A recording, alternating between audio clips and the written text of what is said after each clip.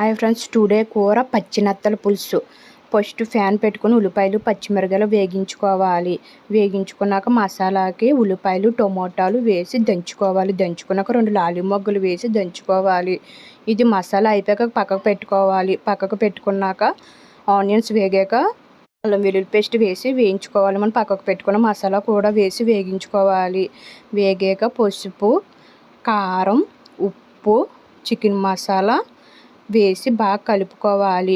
బాగా వేగిన తర్వాత బాగా వేయించుకున్న తర్వాత 5 నిమిషాలు చింతపండు నీళ్ళు నానబెట్టుకోవాలి. నానబెట్టుకున్న తర్వాత వేసుకోవాలి.